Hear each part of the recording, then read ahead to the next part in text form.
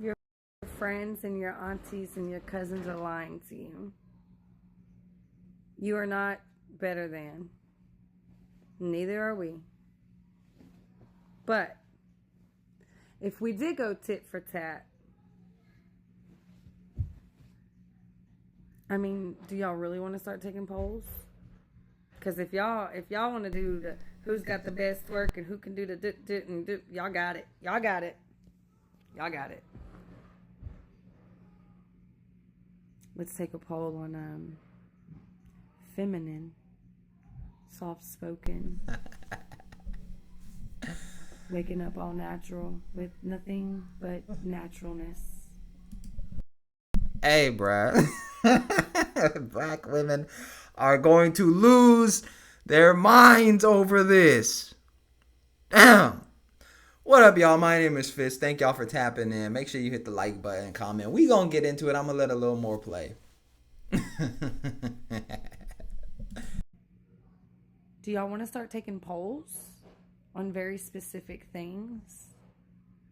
Because this delusion, it's holding you back. You think you're up, and you're not. I'm really frustrated that y'all made me have to do this. She's just gonna label me a racist. She's a racist. Why? Because she can speak the truth bluntly. So y'all don't like that. Y'all don't like that. Y'all need someone to. Your feelings. That's why you surround yourself with a lot of people that feel just like you, and y'all bump each other up, and y'all are all in this big crowd, and the whole world is looking at you right now like. So obviously this woman is with a black man. I did have a chance to check out her TikTok. She is with a black man, so I kind of got that from the from what I was watched the first 10 seconds when I was deciding to review this. But she's with a black man, and essentially I think a lot of black women criticize her on her page and stuff for being with a black man. So that's what prompted her making this video. And of course, we've all heard the back and forth about interracial relationships and, you know, how black men who get with white women are insecure and they don't really like black women and all of this other stuff. So I think she's at the point to where she's speaking her truth. And one of the things that she pointed on was being feminine and soft-spoken, and that is a huge complaint with black men when it comes to black women. A lot of black men feel like, you know, a good portion of the black women in the community are over aggressive, over masculine. They don't want to be led. They don't want to let the man be the man. And hey, I can't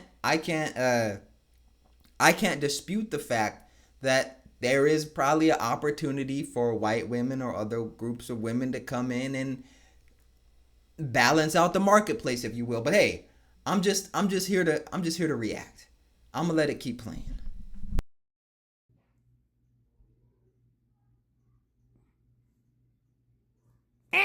You lose. And it's not because you're okay. It's because of how you're acting. It's based off your actions and your words and your behavior. I know these brothers been trying to tell y'all this for a long time. They've been trying to tell y'all. Y'all didn't want to listen to them, right? Then they go tell the white tea girls and like, oh, tell the brothers they did. Let me look at you. Shit, fuck, they didn't lie. We're no lies detected. So stereotypes, right? There's stereotypes, and oh, we can't do stereotypes, and we can't do it. When we can, right? We can over here, we can over there. Wait, this is okay. That's not okay, y'all. Pointing out the hypocrisy. It's okay to stereotype white women, but it's not okay to stereotype black women. She's spitting facts.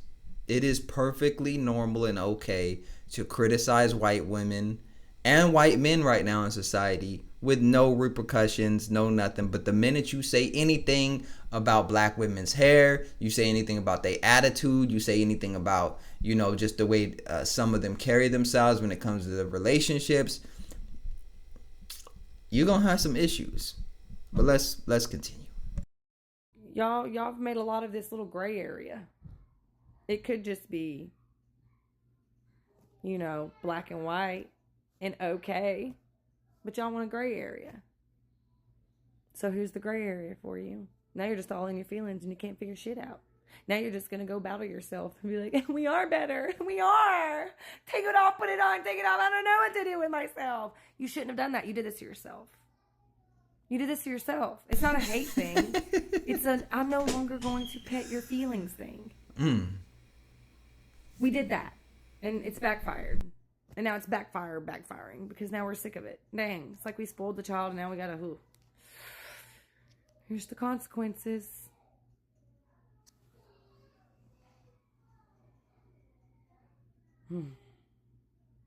They did. They finally broke the YT people from it. They did. I mean, they kind of like pushed them out. Like, there's only a few of them left.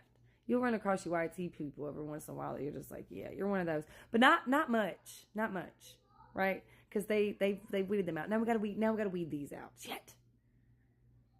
Because we're actually, truly, as one. You know we're all God's people, right? Why are y'all trying to preach that God don't want this? God doesn't. It's God's only for this. What?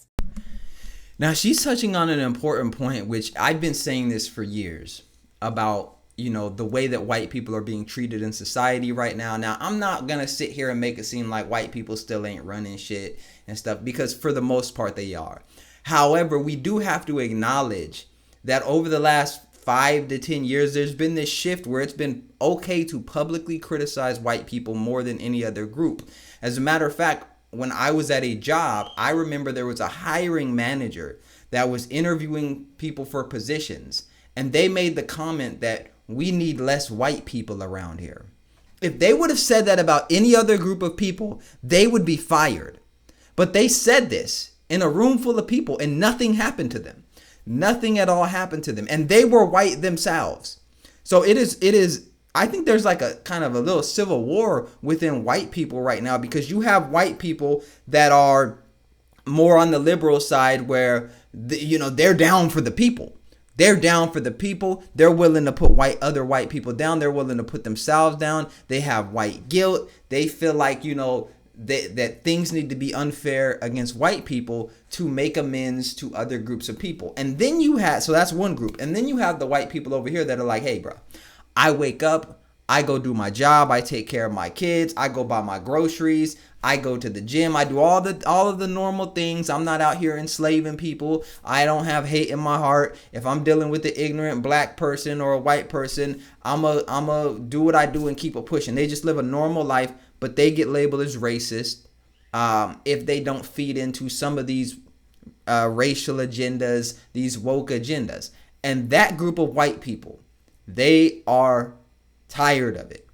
They tried, I believe, to do things and go along maybe for a little bit. Then it just got, everything is racist, everything is this. So then what's the point? And that's what we're dealing with now. There's a larger group of white people, I think, that are starting to react. And they're like, hey, we admit our faults, but this is not sustainable. We matter too. And, I can't say I'm upset with that. Now, me personally, I'm going to operate from the mindset of what I think is fair. And so when I see white people saying, hey, y'all wanted to integrate or whatever. Y'all wanted black and white people to get married, but then when black and white people get married, y'all talk shit. What's that about? Y'all wanted to be treated equally and y'all wanted to be assimilate and be a part of this society. But then when you see black and white people together, you talk shit. Now, I'm not going to sit here and say that I don't understand the benefits of black men and black women being together and being married and raising children and stuff like that. But the general public, and especially black women that walk around with weave and they will have the blonde hair and they're not really, showing that they have a high level of cultural respect for themselves. It's definitely hypocritical. But I'm going to let her rock out a little bit more and then we're going to wrap it up. No. Why are you teaching that? God is disappointed in you. You are using his name to really misdirect his words and teachings. What? Sorry, Lord. But what? Let's go to class 1. We are all God's children. And God doesn't like ugly. And if I need to pray for forgiveness for what I'm doing, I will. But right now, I just feel like some of you need to learn something. It's funny. It's funny. It's funny to get people up in an uproar over the truth. I like it. Do y'all like it? Because I like it. Y'all think it's funny. I think it's funny. But then there's real. And there's real. And the real thing is, we've been trying to tell y'all. We just now trying to tell y'all. They are literally, the brothers are literally like, damn, they haven't. We've been trying to tell you. Y'all want y'all to be okay, man? Learn something.